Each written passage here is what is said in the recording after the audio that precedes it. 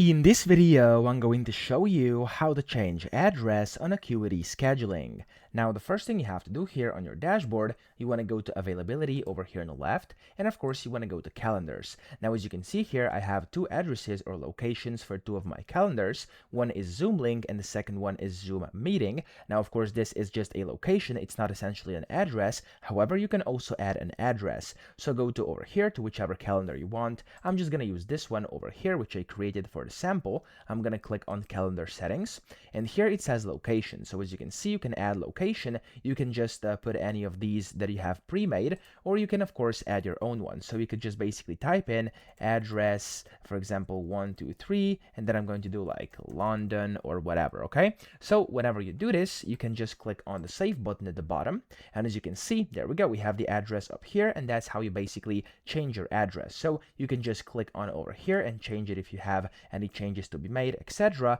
Click on save, and there we go, it's now basically added or changed the address on Acuity scheduling. So I hope this video helped you out. If it did, please subscribe to the channel and help me out as well.